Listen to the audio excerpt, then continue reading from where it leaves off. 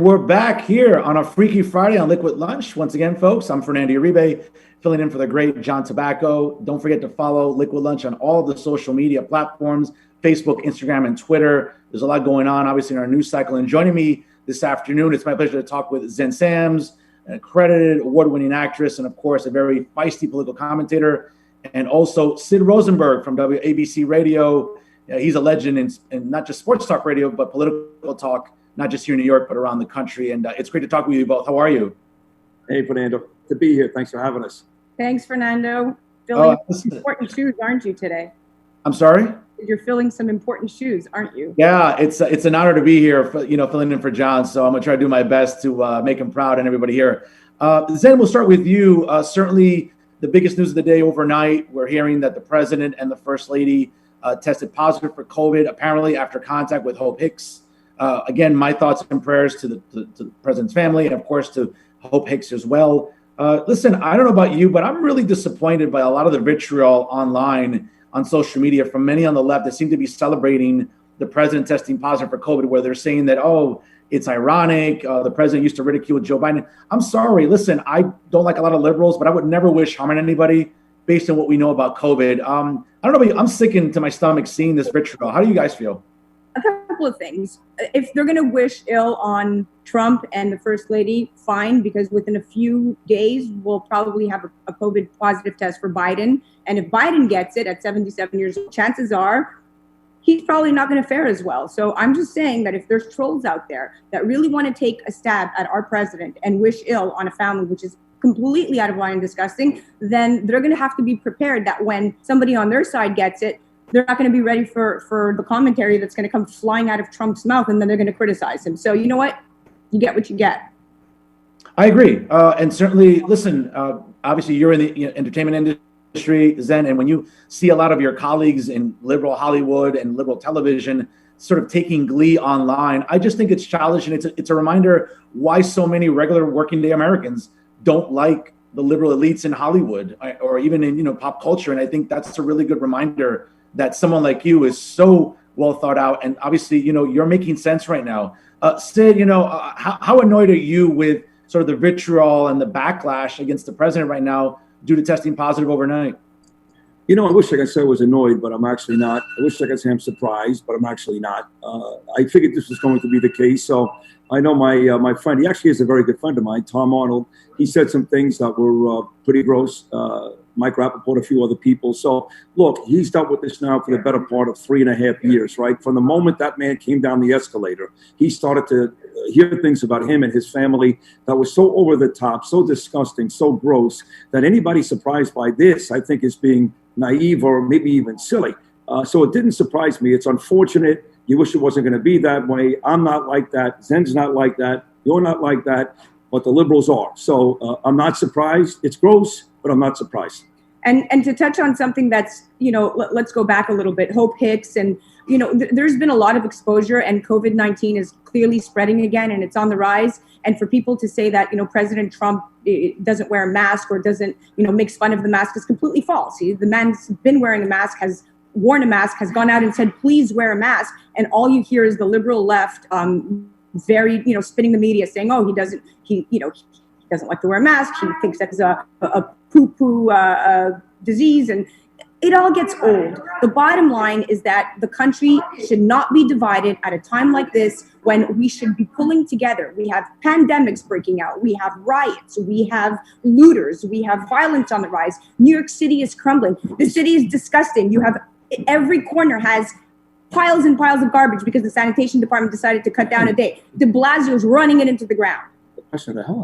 Listen, you're absolutely right. And I love the passion from both of you today. And I have to sort of ask you, because as we know, the second debate possibly is up in the air. We don't know if the president's going to have to do it via Zoom. We don't know the current condition of the vice president, whether or not, again, we don't know what contact they had prior to the debate. Obviously, they kept a certain distance, but beforehand, who knows if they shook hands, if they spoke. I mean, it's all up in the air now. But do you think this is going to have a profound impact on polls? Because, again, cable news is in a frenzy this morning about, well, this is going to hurt the president. This might be the final nail in the coffin for the president because COVID seems to be derailing his momentum. But I see it otherwise. I don't believe in polling anyway. I think we learned from 2016 how unreliable polls are. But this morning, polls are sort of spelling a doomsday scenario for President Trump. How do you guys feel about this? Well, I think that's probably overstated. Look, the truth is, one of the reasons why he won last time was he did hit the road, right? I mean, Hillary Clinton was taking a nap somewhere in upstate New York, and he was in Michigan, he was in Wisconsin, he was all over the country. He can't do that the next couple of weeks. He had to cancel his Miami rally tonight, obviously. So what he does best, obviously, is get his base crazy, get him going. So he's going to miss some of that. But the idea that all of a sudden his campaign is going to fall off the rails is silly.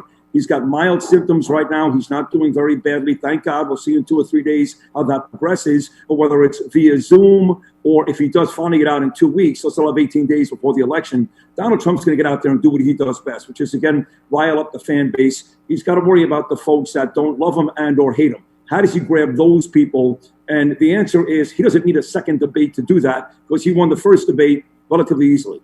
Absolutely, and because he won that first debate, whether it was by a landslide or if you ask the radical left, oh, he didn't win, he was insensitive, he was a bully. No, it was a debate. He came out winning. He did denounce white supremacy. He denounced it again a few days ago. He specifically called Hannity to set the record straight and say, I denounce white supremacy. In case you didn't hear me the first time, all of this stuff gets spun out the wrong way. I don't think any of this is going to hurt him. And I do think that he's going to be able to continue on with his campaign trail in a limited way. Like Sid said, it's going to either happen via Zoom, but his fans are out there. And like you said, the polls, I don't rely on them. All the polls are mixed up. And more mixed up than the people that run the polls are. That says a lot. Yeah, no, they're all very confused. So I don't trust data that comes from that. And it's liberal media spinning things right now regarding the polls. Trump. It's a typical liberal hysteria. And you did bring up the debate. And I want to sort of use a sports analogy I think that a lot of our audience will appreciate. I look at debates pretty much as I do a boxing match. And the way judges score fights, you throw punches, the judges score by what's landed. And I'll be honest with you, looking at the jabs and just the big haymakers, I think the president connected a lot more. And let's be honest, too. He was at a profound disadvantage because in many instances, it felt like it was a 2-on-1 situation with Chris Wallace throwing softballs as big as a honeydew melon at Joe Biden. Meanwhile, he was really grilling the president, and it just felt like the president was at a stark disadvantage during that debate. But again, to sort of go back to the boxing analogy, I think he scored points by landing punches, jabs, and I think that's what made him win the debate. I don't know how anybody on the left, if they're being intellectually honest, can look at the debate and say, listen, Joe Biden didn't embarrass himself, but I don't think he won anybody over by saying, oh my God, he was so impressive. He didn't embarrass himself. By the way, I'm a huge Trump supporter, so is Xen.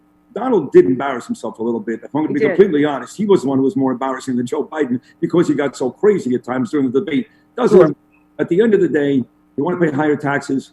I don't. Nope. You want open borders? I don't. Nope. You want like when Obama was president, every other week there was an attack in Brussels and Paris and California and Tennessee. I don't. Nope. You want America to be number one. I don't want and fair trade deals and Paris support. I don't want any of that stuff. That's what matters, not what happened, quite frankly, on Tuesday night. Yeah, absolutely. Tuesday night was just a symptom of what President Trump does. And he goes out there winning and he boxes his way in and out of any scenario. But, the bottom line. You're a kickboxer. She's a kickboxer. I do kickbox. But the one thing that I have to say is that he was a little bit insensitive, but it was a debate, right? Absolutely. And guys, before I let you go here, obviously you're both in media. Obviously, Xen as an actress and Sid, certainly you've been a mainstay in talk radio forever. Again, we know that this political climate continues to be very polarizing. Have you lost any followers on social media or even through personal acquaintances and friends? How personal has this gotten for you during this election? Because I'm sure, listen, I've lost some people who've unfriended me. I've had people unfollow me. I've had people block me because they don't like my memes. They don't like my Instagram stories. But I'm just talking truth every day on my programs that I do. And I mean, how's it been for you guys? Fernando, let me tell you something. Forget about followers. Forget about listeners. Forget about any of that stuff. I lost a sister. I don't talk to my oldest sister, Alana, ever. And it's only because her and my brother-in-law, Harry, who I love desperately, I love them both. But they are so far left and so nasty when it comes to Donald Trump that I really can't talk to them much about what's going on because it ends up being a fight almost every single time. So forgetting about Twitter followers or Instagram followers or fans or friends, I've lost a sister over this. Wow. That's pretty good, right? Yeah, that's not as bad. Proud of myself. That's actually, I'm on the flip side.